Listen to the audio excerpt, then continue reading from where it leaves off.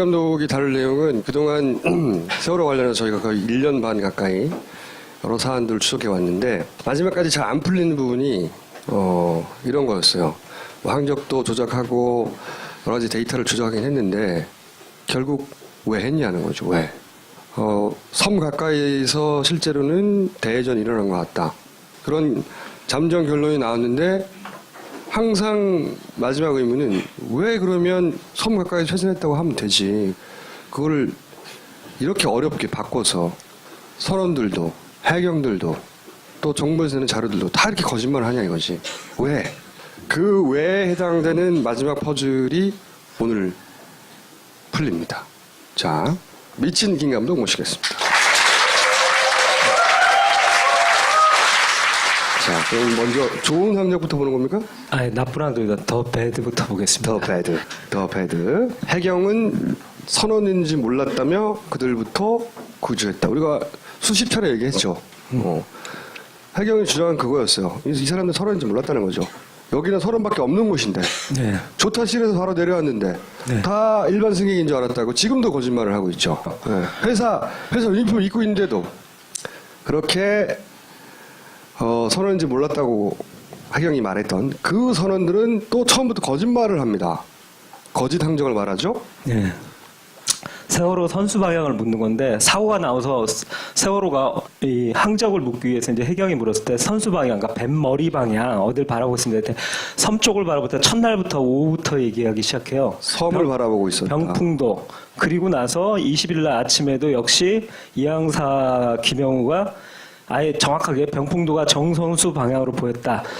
이렇게 얘기하는 이유는 딱 하나예요. 뭐냐면 자기네들은 위에서 이렇게 내려오거든요.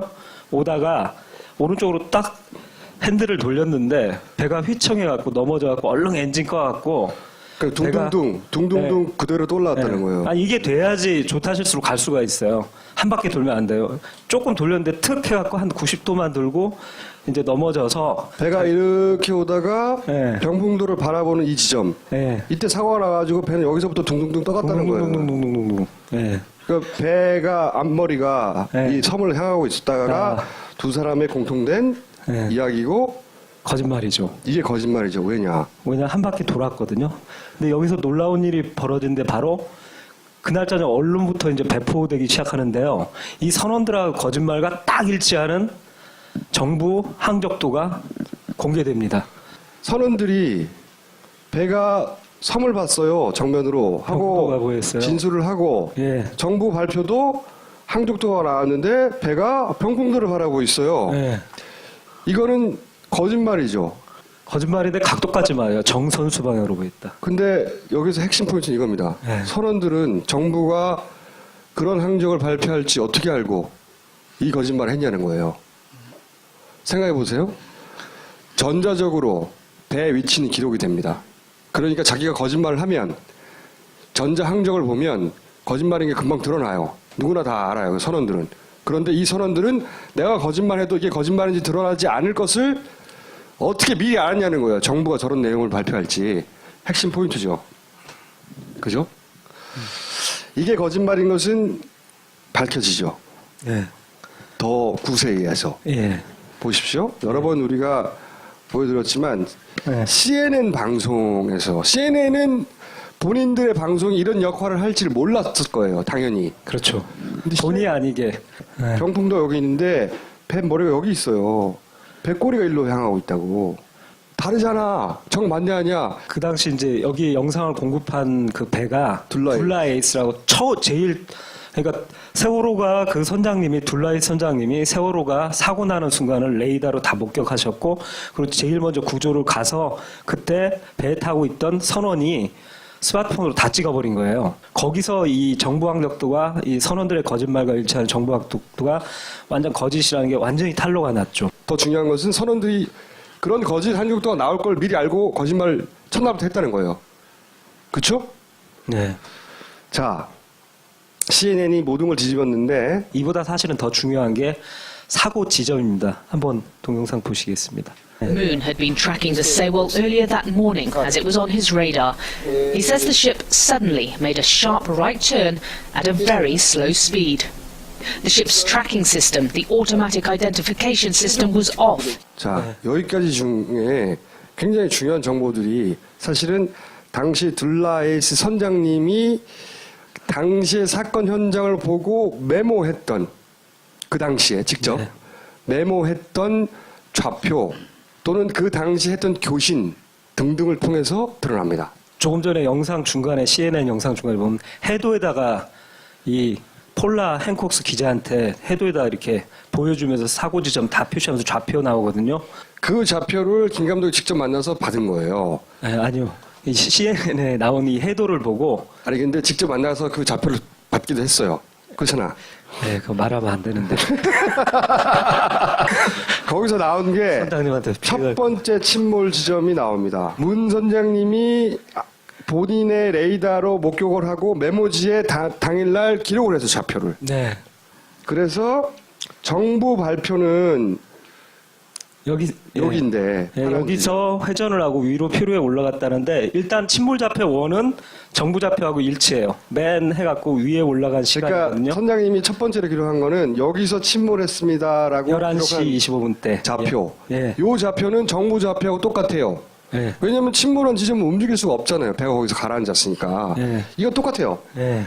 두 번째로 기록한 것은 이게 중요해요. 네, 회전 지점을 기록해뒀는데 이걸 보고 저 깜짝 놀랐거든요. 회전 지점이 한 800m 정부 발표와 틀립니다. 아래. 자, 정부 발표는 여기서 돌아서 위로 올라갔다. 여기서 표류해서 여기까지 올라와서 완전히 가라앉았다예요. 예. 여기 첫 번째 침몰 지점은 같아요. 그렇다는 얘기는 둘라에이스 선장님 배에 있던 레이더의 그 정보가 고장나지 않았다는 거죠. 똑같아요. 편차가 없다는 거죠. 예. 그런데 여기서는 크게 차이가 납니다. 여기서 정부는 여기서 돌았다는데 당시 레이더를 보고 둘라이 선장님이 메모로 기록해둔 해도에 이렇게 기록해둔 네. 좌표는 여기예요. 여기서 돌았다는 거예요. 병풍도에 가깝게. 이거 기억이 아니고 당일날 적어둔 거예요. 또 중요한 좌표가 하나 세 번째. 찾아드리고요. 이 배가 여기서 돌아서 정부 발표에 의하면 이렇게 표류했다죠. 네. 그런데 만약 여기서 회전했다면 이렇게 표류할 수는 없잖아요. 이렇게 그렇죠. 가가지고 이렇게 갈 수는 없잖아요. 아마도 이렇게 표류했겠죠. 그렇죠. 이렇게. 그럼 이 중간에 좌표가 있어야 되는데, 네. 그죠? 이 중간에 좌표가 없는 줄 알았는데 있었어요. 어디 있었냐? 보십시오. 들어오세요. 더블테이스. 예, 김도부터였습니다. 정확한 위치가 몇 동입니까? 몇 분입니까? 34도 10분, 34도 10분, 125도 57분, 125도 57분입니다. 네, 진도 3호 지금 출발합니다. 10마일 나옵니다. 예, 최대한 인명부대 협조 부탁드리겠습니다. 예.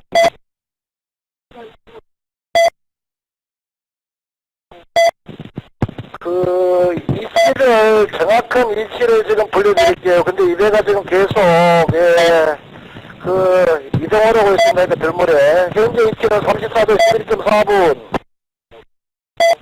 125도 57.3분입니다.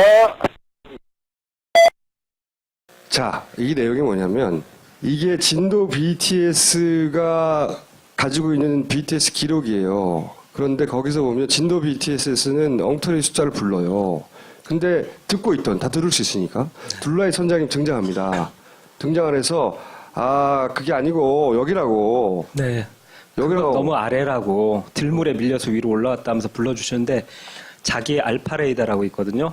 자기 배에 있는 레이더에서 보고 네. 메모했듯이 아니 이게 진도 BTS 내가 부른 거하고 다른 걸 부르네 그렇죠. 하면서 네. 당일날 사고 당일날 아침에 이걸 불러요. 네. 이 위치를. 이건 레이더를 지금 실시간으로 보면서 부른 좌표기 때문에 그러니까 이거는 당일날 기록입니다. 네, 완전한 레이더 좌표죠. 너무나도 정확한. 당일날 기록인데 이거를 찍어보면요. 찍어봤더니 여기에요. 정부하고 200m 훨씬 이상이 납니다. 이 얘기는 사실은 정부의 이 항적도가 다 거의 가짜라고 입증하는 좌표입니다. 그러니까 둘라이 선장님이 여기서 돌았다고 하고 그리고 침몰 지점은 여기인데 배가 표류해 가는 동선상에 있어요. 이 좌표가 그렇게 맞는 거죠. 이해하셨죠 여기까지? 자, 그런데 또 좌표 하나가 좌표가 하나 더 나옵니다. 예, 이 정부의 그 안에 있는 상황 정보 문자 시스템이라고 자기들끼리 이렇게 당일날 막 구조하러 갈 때 세월호 뭐 이렇게 하면서 일종의 교신처럼 하는 문자 시스템이 또 이 정부 내에도 확립돼 있더라고요. 그래서 그 문자로 서로 할 때 제주청이 세월호 현재 위치 그러니까 정확히 송신바람이라고 요청했는데요. 그 간단히 설명은 제주청이 사고 당시에 세월호 위치가 어디야? 그랬더니 목포 상황시에서 불러준 위치가 있어요. 이거는 정부의 자료예요. 그런데 그 자료를 위치를 표시했더니 여기예요. 450m 차이 납니다. 저 시각은 둘라에이스 이전 상황인 거죠. 그렇죠. 미치죠. 그러니까 여기서 나온 게 선장님이 여기라고 했고, 네. 그리고 여기는 같고, 네. 그런데 선장님이 실시간으로 당일날 불러준 위치는 여기고, 그렇죠. 목포 상황실이 정부가 나중에 정리해서 이게 ARC입니다고 발표한 거 말고요. 네. 당일날 교신했던 실시간으로 벌어진 상황. 당시에 교신했던 문자 시스템에 남아있는 교신록에 보면 이 위치가 나와요. 뜬금없이. 이걸 발견했어요. 김 감독 팀이. 나중에. 근데 이게 어딘지 몰랐지. 몰랐는데 해도 위에 올려보니까 여기야. 이 동선상에 있는 거예요. 정확히 일치합니다. 그러니까 배는 여기서 회전하여 이렇게 표류해가지고 여기서 침몰했다. 라고 재구성이 가능한 겁니다. 첫 번째. 네. 배는 실제로는 여기서 돌아서 그것도 한 바퀴 획 돌아가지고 꽁무니가 섬을 향했고 그리고 나서 이렇게 떠올라가지고 여기서 가라앉았다는 겁니다. 이 표류 동선 자체가 숨겨져 왔던 거죠. 회전 지점과. 자, 다음으로 넘어가기 전에 사실은 이걸 알게 된 것은 둘라의 선장님이 CNN에 인터뷰를 하고 종이에다 메모를 남겼기 때문이에요. 감사 인사를 전한다. 예. 이분한테 좀 박수 좀 부탁드립니다. 근데 이상한 게 하나 나와요. 몇 달 전까지 저를 너무나도 괴롭혔던 자. 항적입니다.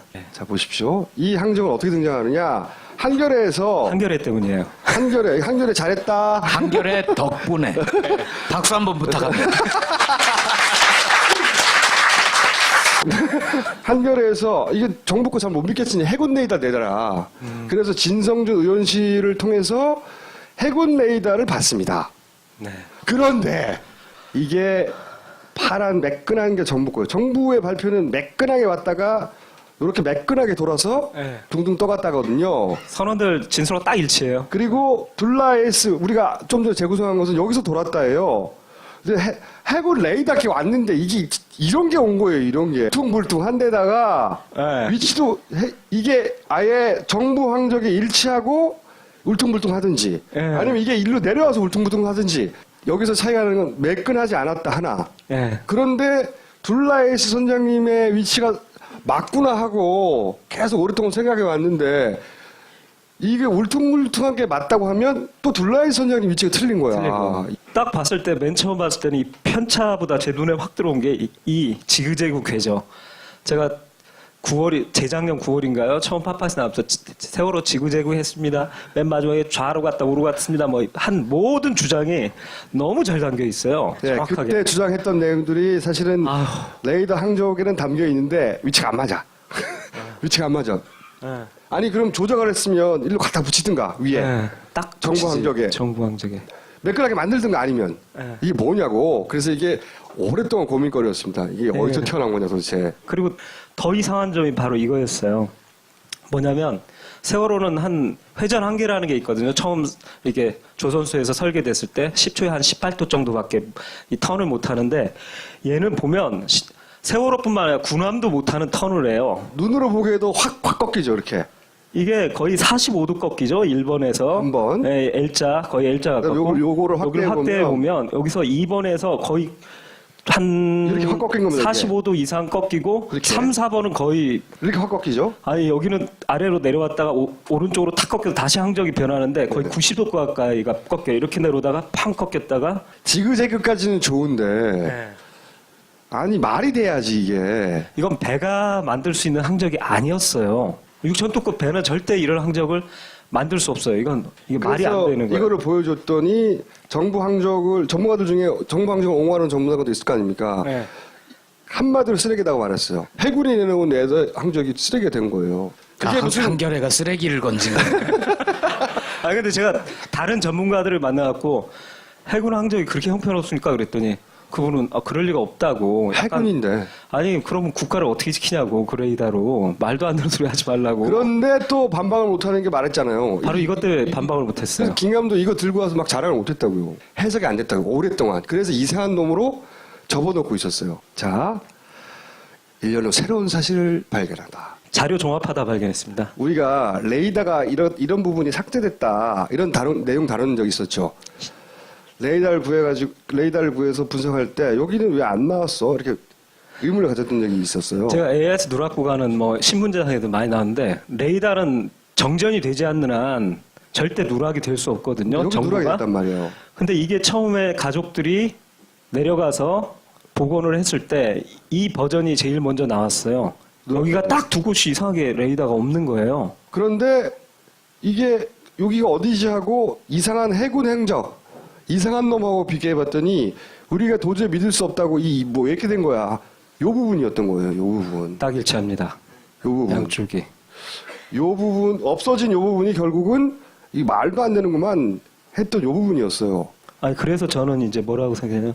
혹시 이 이상한 막 뭐랑 마치 충돌이라도 한 것처럼 팍팍 꺾이는 이 항적들이 실제가 아닐까, 진짜가 아닐까. 그러니까 이게 삭제한 이유가 있지 않겠나? 진짜라서 이걸 삭제하고 발표했다가 파파에서 막 왜 레이더가 누락돼 막 이렇게 문제제기하고 막 여러 가지 문제제기라니까 그 안을 또 메꾼 버전이 두 번째 버전이 나왔거든요. 뭐 저장 장치에 뭐 원본은 하나인데 저장 장치가 두 개라서 두 버전이다 이런 얘기까지 나왔는데 숨길 게 있어서 그렇죠. 삭제한 게 아닐까 생각하게 된 거예요. 예. 처음에 이해가 안 가다가 그래서 뭘 했냐면 이 이상한 항적을 실제 우리가 이게 맞다고 둘라이 선장님이 당일날 손으로 직접 쓴 예, 그래서 데이터를 보고. 좋은 항적이라고 이게 맞다고 거의 확신하고 있는 이 위치로 이걸 전체를 이동을 시켜보기로 한 거예요. 얘를 이렇게 두고 세 개를 따로따로 두고 고민하다가 얘를 일로 옮겨볼까? 이 생각을 하게 된 거예요. 믿기지 않는 일이 벌어졌습니다. 옮깁니다. 해군 레이더 항정이에요. 얘의 위치에 얘를 끌고 내려와 봅니다.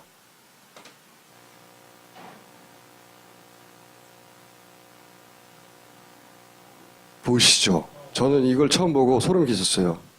이 노란 부분이 섬이에요.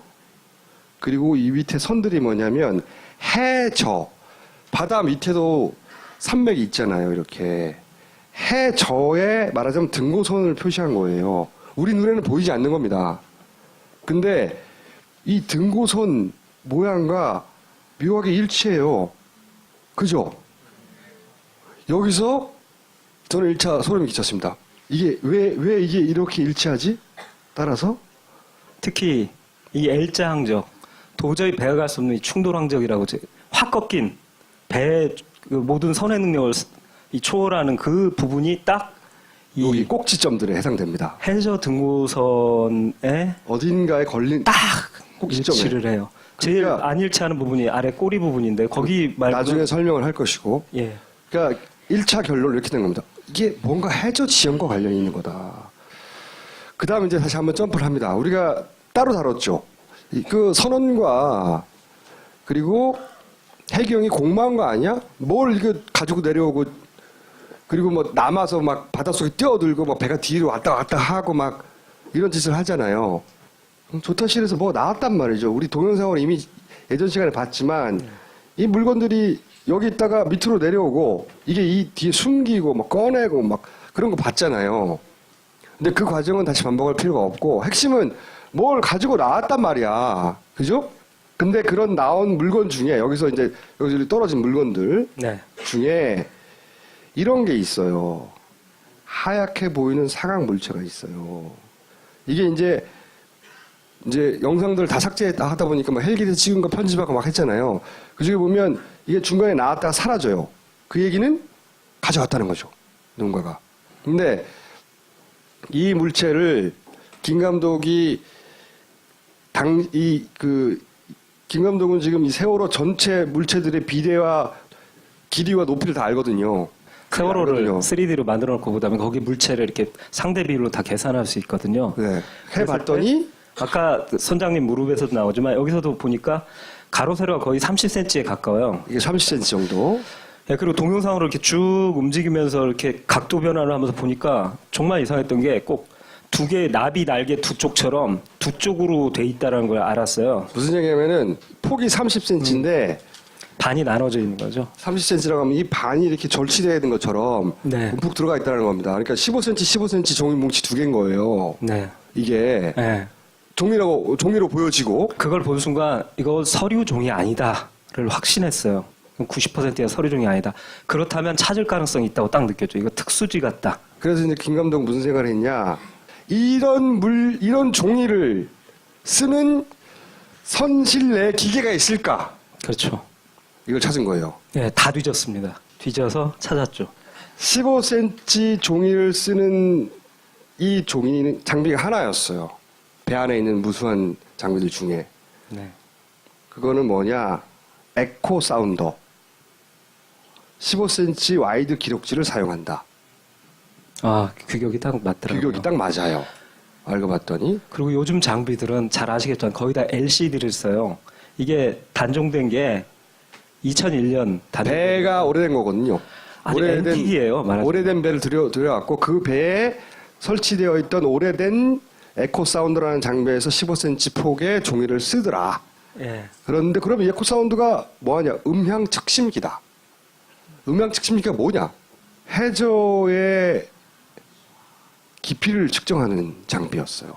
종이를 지진계 같은 거 이렇게 보면 종이가 드르륵 드르륵 돌아가면서 잉크 먹인 바늘이 막 이렇게 여기 측정하잖아요. 보이시죠? 이렇게 기록되는 네. 거죠. 해저의 지형들이. 네, 저걸 딱 키면 자기가 지금 아래 해저 지형이 선박에서 자기가 다 알 수 있는 거예요. 네. 배 밑에 지형을 기록하는. 자. 네. 근데 여기서 중요한 거는 이게 뭔가 해저 지형과 관련이 있다. 또 한 포인트를 찾은 거죠. 그래서 김 감독이 그 다음에 한 거는 국립해양조사원에서 이 일대에 해저 지형도를 만들어 놓은 걸 입수를 했어요. 그래서 그 정밀한 지도를 입수한 다음에 여기다가 그 이상한 놈 있잖아요. 그 놈을 얹었어요.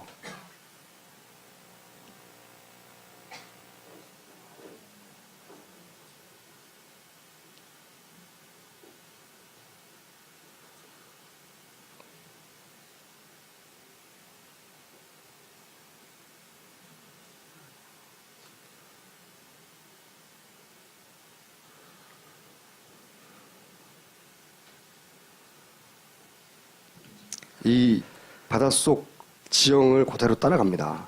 그리고 하얀색이 일정 높이의 해저 등고선인데요. 이렇게 상상하십시오. 저 노란색과 푸른색은 불룩 솟아 있는 거예요. 산맥으로 대관령 같은 산맥으로 봐주세요. 그리고 이 산맥의 맨 위에 이렇게 물에 잠겼다고 봤을 때 산꼭대기만 볼록 튀어나온 게 섬이고 밑에는 해저 산 자락이 있는 거예요. 이런 산맥이 물에 잠겼다고 생각하시면 됩니다. 그러면 이 산등성이의 라인을 따라갑니다, 배가.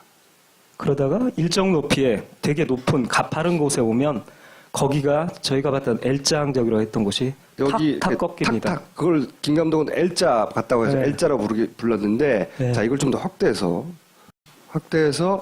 김 감독이 L자라고 표현한 확 꺾이는 지형 거기서 이 해저에 있는 지형과 어떻게 일치하는지를 보면 꺾이는 게 총 4개가 있단 말이죠. 그중에 두 번째로 확 꺾이는 부분 여기죠.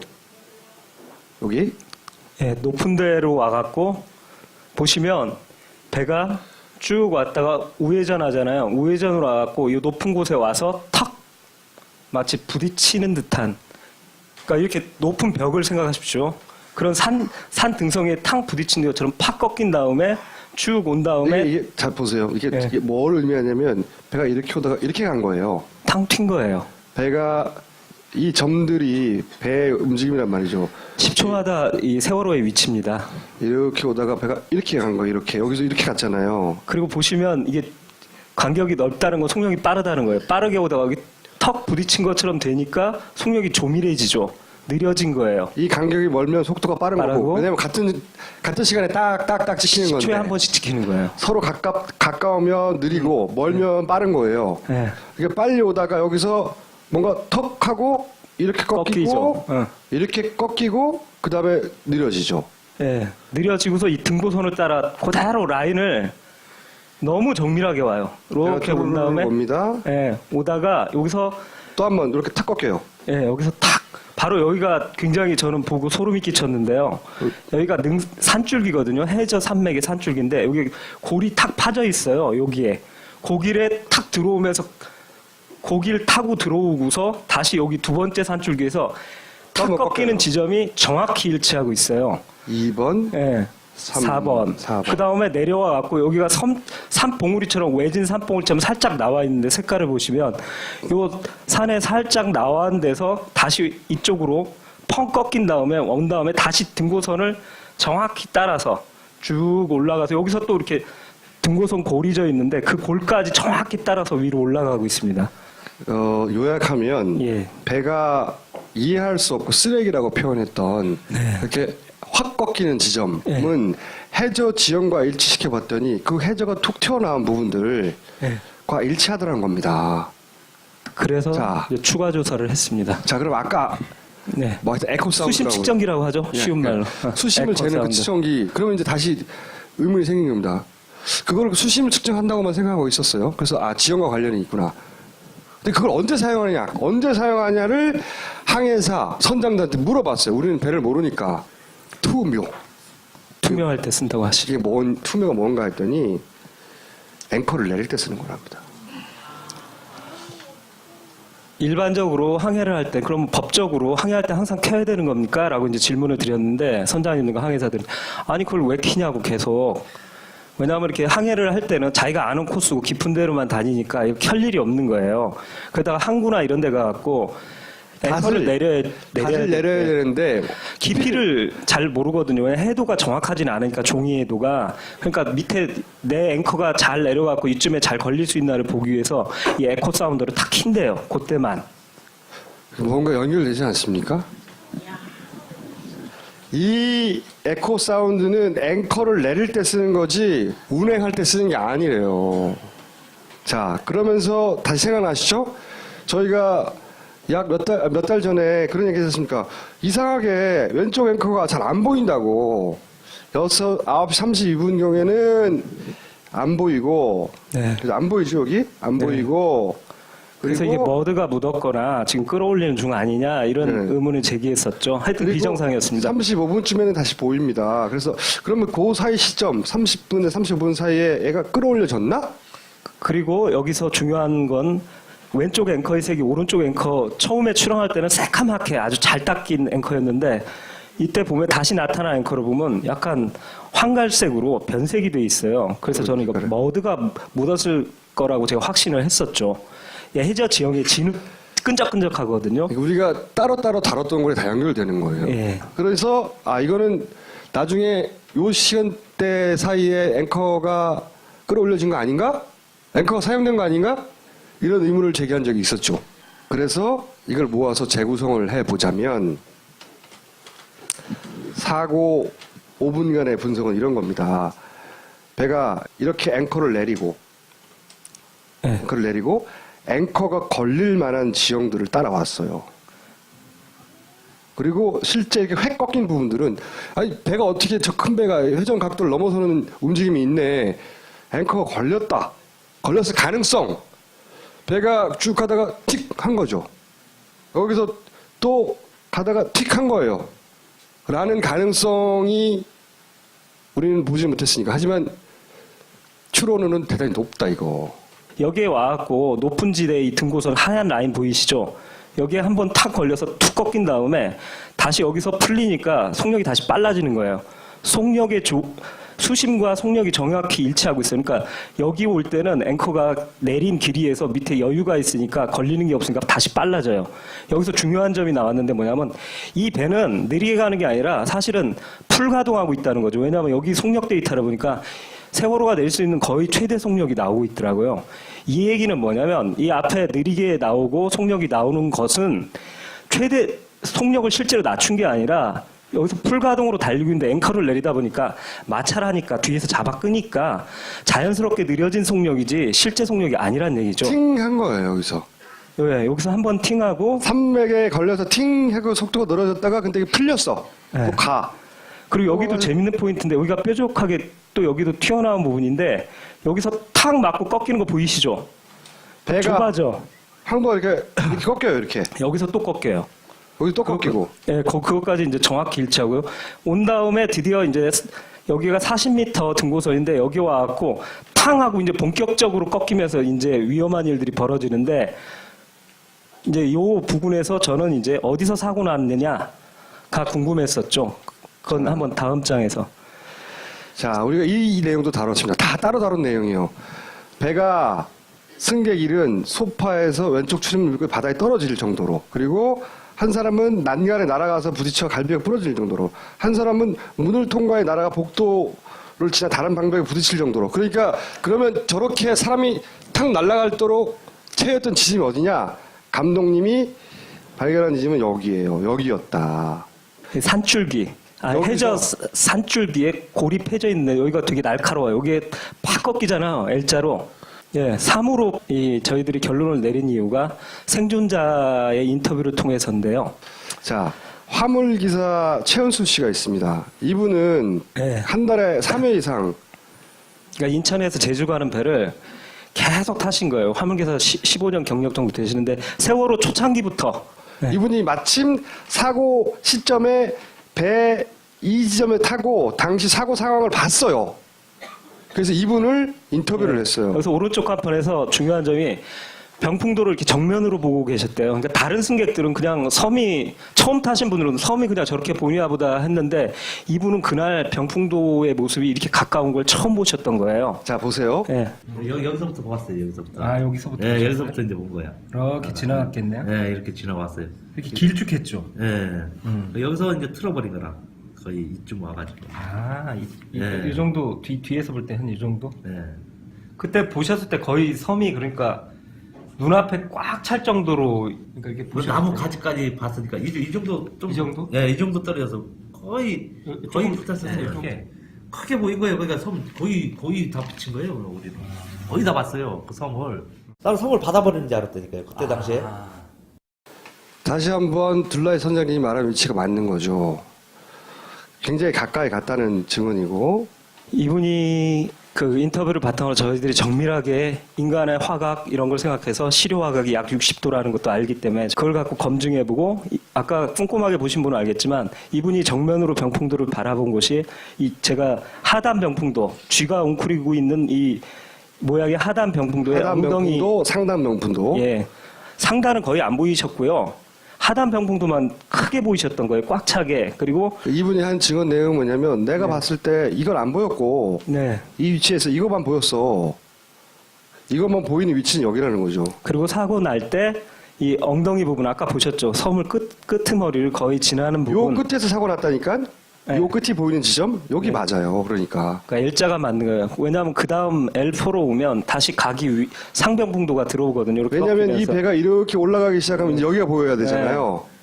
그러니까 이 확 꺾이는 지점. 그러니까 본인이 배가 확 꺾여가지고 넘어진 그 지점이 어디냐고 했더니 거기가 여기야. 네. 내가 그때는 요 위에가 안 보였고 그리고 배가 확 돌아간 게 요 뒷부분이 보일 때라니까. 네, 엉덩이를 지날 때라고 그러니까 정면에서. 여기인 거죠. 여기. 예. 이해하셨죠? 요거 참고로 하나만 말씀드리면 여기가 정부 발표 위치거든요. 여기서는 인간의 육안상 이 병풍도들이 다 보여야 됩니다. 그리고 오히려 위쪽이 더 잘 보여야 돼요. 절대 이 최은수 씨가 본 것 같은 이 하단 병풍도만 보이고 중앙에 엉덩이가 보이는 일은 벌어지지 않습니다. 더군다나 여기서는 섬을 들이박는 이게 500m 떨어진 거예요. 더 섬을 들어박는 줄 알았다니까 말이 나올 리가 없고. 네. 그리고 이분은 처음 탄 게 아니라 매주 탔다니까요. 자기가 하여튼 이 세월호를 타면서 섬에 이렇게 가까이 간 건 처음이었다고 합니다. 자, 그리고 중요한 또 한 게 또 가지. 하나 나왔습니다. 사고 가지. 때의 회전 방향. 그러니까 배가. 탁 꺾였어요. 그러면 어디로 자기가 몸이 어디로 날아가는지 기억할 거 아니에요. 그죠? 예. 탁 꺾였을 때 어떻게 됐냐 상황 설명을. 서서 일어서서 그대로 포즈를 취하시고 하라니까 기억해야 되시더라고요. 갑자기 한번 이렇게 보겠습니다. 전화 통화하고 있는데 갑자기 이렇게 틀었거든. 컵으로 이렇게 틀었거든. 그러니까 몸이 어떻게 네, 됐어요? 왼쪽으로 이렇게 통화하고 있는데 이제 이렇게 돌아가 보니까 이렇게 돌아가지 이렇게 돼 있어. 이게 왜 중요한지. 네, 다음 장을 보시면 너무 중요한 게 나온 거예요. 몸이- 정부는 절대 좌회전 안 했대요. 배 타고 있는데 내가 이렇게 돈다는 건 배가 이렇게 돈다는 얘기예요. 요 배가, L자. 예. 예, L자에서 팍 꺾이는 때 앵커가 여기에 딱 걸리면 여기가 회전축이 됩니다. 마치 낚싯줄에 매달린 물고기처럼 이 조타기에서 회전하는 게 아니라 그 꼭두각시 인형처럼 이런 식으로 붕 회전하거든요. 그렇게 되면 안에 타고 있는 사람이 바로 이런 식으로 몸이 빙 도는 거죠. 이게 이해가 가셨어요? 틱 이렇게 돌 거 아닙니까? 이렇게.